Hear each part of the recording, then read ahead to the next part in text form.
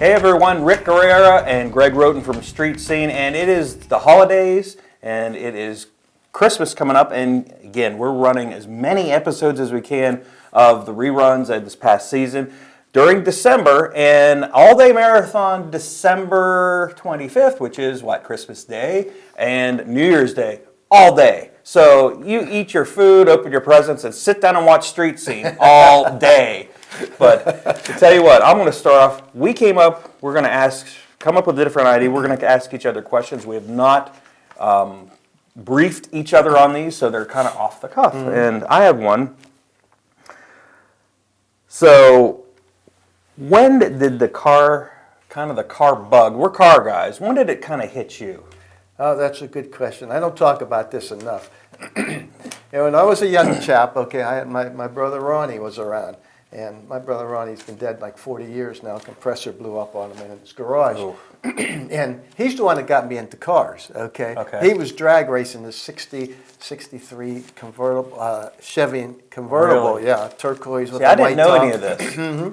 Turquoise with a white top, and he always needed help. So, of course, little brother Rick was around. Come here, help me with these heads, or help me do this or do that. So I was always the one around, and that's how I got the bug. And it was just a neat thing. And then I caught on, and I always liked cars after that. And, Now, do you think if it wasn't for your brother, would you have caught on the cars? I don't know. He was a big influence. He was like, I have two older brothers, Larry and Steve, and they're like older. But my brother Ronnie was like 5 years older than me, okay? And my brothers were like 8, 9 years old. I have two brothers. But Ronnie was like 5 years older than me, and him and I were like best of friends. We went to concerts together. We partied together. And we loved cars together. We went to all the car shows together and all that stuff. And it was neat. It was a good experience. I think he's the one that got me into it. Cool. Yeah, I didn't even know that. So you learn something new every day. For me, I was born with it. I don't know what it was, but I've always liked my first picture. The only way that I was adopted when I was a young kid, so it didn't come from my dad. My dad was a botanist. My mom was a homemaker, and I don't know where it came from, but it was kind of in my blood. The only way they could get my first pictures is they gave me a Volkswagen Beetle. Oh, God. A model. That's the only way I calmed down. You still have that picture? I still have it, and I will post that up on YouTube. On Facebook, I'll post that. But I still have that picture, and I still have the car, the model car. It's the only way. But ever since then, I always wanted a bug, but I loved the cars, and it was just something in you. I just couldn't get it out of me. Yeah. And you know very well, it gets worse when you get older. Oh yeah, because I wanted the toy cars, I wanted the motorcycles and all that when I was a kid. Like the memorabilia. Well, now you grow up, you have kids, and then you have a job, and then you start collecting toys, and they're real toys, the big cars, the big motorcycles. So it's been in me from day one, and I don't know what it's got. And like I said, they said, it can't be in your. It's got to be in your blood somewhere. Somewhere along my lines, there was some car freak out there, whether it was my biological father or something in there that's in there. I have two boys, Ronnie and Lucas, and they grew up around cars. They grew up around me working on the cars, and they have no interest at all in cars. Isn't that strange? But I grew up, we used to go to the car shows, Mid-Ohio, all the new car shows, hot rod shows, and their buddies are more into the cars than my boys are. Yeah, but the one thing is about, you get your kids involved is one thing, because I try to get my son going out to the junkyards, and doing all this stuff, and love the junkyards. We need to do an episode out there. If you ever, you got your kids involved. Even though your kids aren't into it, they appreciate it, and that's the whole point. They go out, and even if they're out, and they, my sons aren't into the cars. I guarantee when Ronnie or Lucas are out looking around and they see a nice car, they're glancing because of you, because you were into it. But that's why I hope my son's like that too. And I've got a younger son. My oldest son is into the cars. He loves them. He doesn't like to work on them as much as I do. He likes the detail. But my younger son is 4, and he is a motor head and a half. So, the garage will end up his, I'm sure.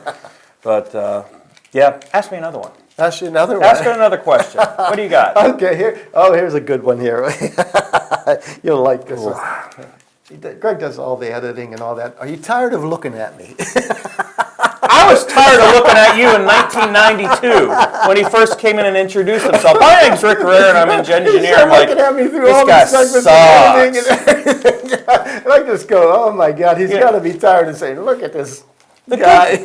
Okay, here's the real deal. The good part about you doing this all these years, when I'm editing these interviews, I don't have to pick them. They're straight through. You do a good job of getting these answers out of people. You get them to talk. I don't have to look at your face. First couple seasons were rough, though. You know what? I don't remember. I was rough there. And then all of a sudden I start realizing what you have to do. I start picking it up, you know. And then it's like, okay, let the people. I was too worried about asking questions all the time. And then all of a sudden I go, the Just people like to let them talk. And then every once in a while they'll throw a word in there that I'm not familiar with. And I said, I'll pick up on that word. I said, what's this? Or what's that? How do you do this? I said, if I'm not familiar with it, my public's not going to be familiar with it. My viewers. That's how you learn, and it's one thing. I don't have to watch your interviews because if you watch this show, which you are obviously now, it's straight through interview. So I work more on trying to find the shots for the B-roll and getting the music together and that. The interviews, I plug in, put some music under it, and put some graphics on. And I don't have to look at your mug. I have a hard time looking at my mug on the show. When you first sent them to me, we get the show all done and edited and everything. I watch it and I said, okay, that's all I want to see. Because I find all my faults. I said, I should have said this. I shouldn't have did this. You're your own self-critic. I should have stood over here. I should have had the mic closer. That's all. I just picked myself apart the whole time. Yeah, everybody does that to each other. I'm going to ask you, I think I got one more question here for you. Oh, gosh. Is there one car at a car show that has stood out that you won't forget? Oh, gosh, there's a bunch. There's a million, but there's got to be them. one on the top of your head. It's like, I remember that car from that car show, and it was just incredible. The one that stands out right now, it's not from street scene. Are you talking street scene? Or No, I'm talking anything. Okay, last year or the year before, there was this 63 Corvette split window. Okay, you looked at the car and you go, there's something different with this car. What the heck's going on with this car? And you walk around and you go, what's going on with this car?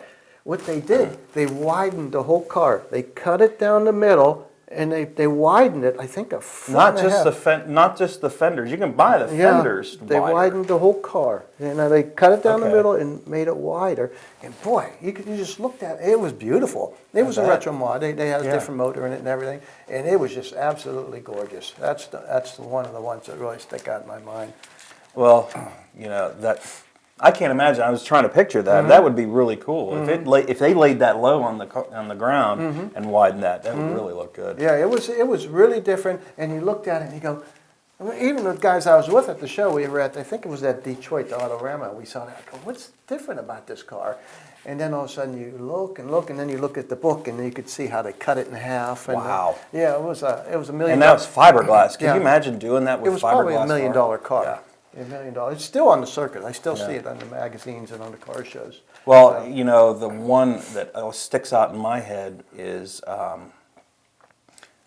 Steel Valley Nationals out at the Canfield Fairgrounds a few years ago, and I'll never forget this car. And it's in the area. Somebody owns it, and if please email us because this car, it was a black '62 Impala, and it had big chrome rims and all tucked in, and we featured it on one of ours. I had drool running out of my mouth.